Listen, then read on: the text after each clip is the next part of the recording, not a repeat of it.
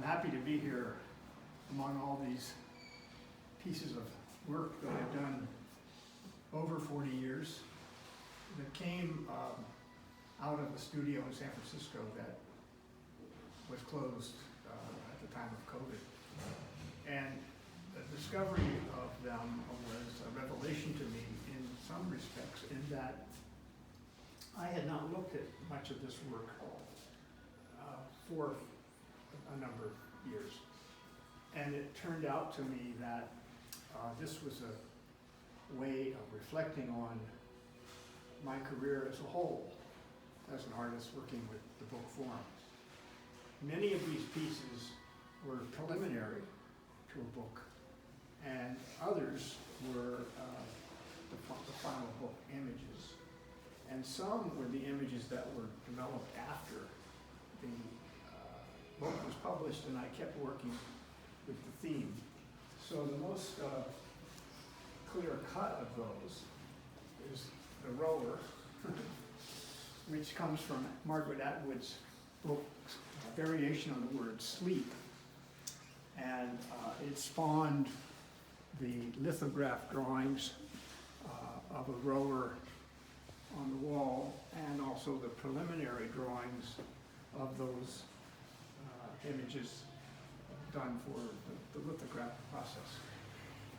The other thing that's interesting for me is, while this is a hodgepodge, that is to say they aren't up in an order of when the books were done, I found myself finding connections between unrelated works. The shoulder here winds up being there, the shoulder, and then her shoulder. And even if you look over here, there's a bird with a shoulder. And the baseball, of course, plays a role in this. So you have a baseball player with his arms extended and the shoulder as the focal point. That was a surprise and didn't occur until the exhibition was up. Planning the exhibition was quite a interesting period. Each of these walls, I put blue tape up in my studio so that I could mock each one up in my studio before we brought it into the gallery.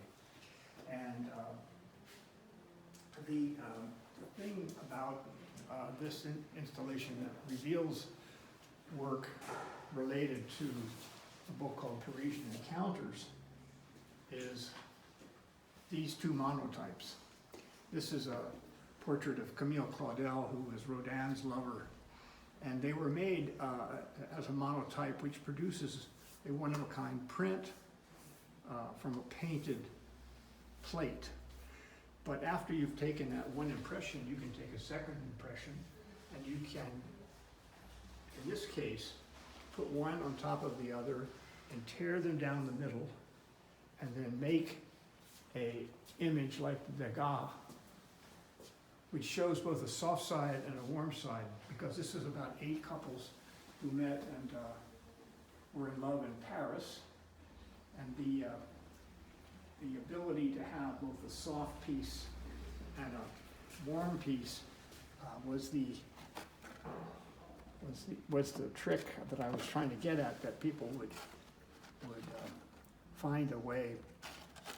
There's Rodin, and there is the Camille Claudel piece.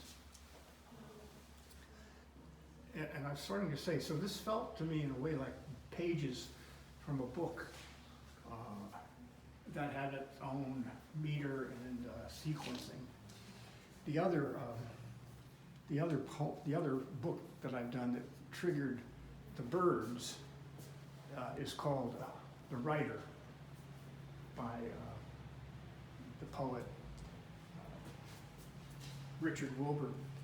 And Richard Wilbur's poem focuses on his daughter, who's about 18, we think, sitting in her room typing, and he remembers a year before when the two of them found a starling trapped in that very room and went in and opened the sash and then crept out to leave the bird to find its way out. But the bird struggled, but eventually found its way. And he's reminiscing on that connection between how life is likely to be a struggle and then an achievement. So the small birds at the top were done so that there was a sequence, and in this case there is a flip book, or a flutter book as it's called, that actually moves itself to create the kind of wing pattern, and the book itself uses overlays to have the shape of the bird's shadow fly over the text. The other aspect of this exhibition, which is strong for me, has been the relationship between seeing something at the beginning, and in this case I'm speaking about maritime issues, and on this wall here there is work regarding shipwreck stories, a book that contained 6 shipwrecks which occurred along the northern California coast. And it started out because of interest in the Farallon Islands, which are off our coast. And there was a shipwreck there at the end of World War II as a Liberty ship was coming back from the Far East bringing soldiers, and it sank on the Farallons in a fog because the people on it were partying so hard the captain couldn't hear the foghorns from the Farallons. And the entire community of San Francisco leapt into whatever boat they could get in and went out to see if they could help, and they were able to rescue everybody. And that's a great sort of historical story that dovetailed into the other shipwrecks, which captured that very important stage of San Francisco development. I'm interested in this body of work because it may be the way that I transition, having made books now for 40 years, into a cycle where I do more writing and poetry.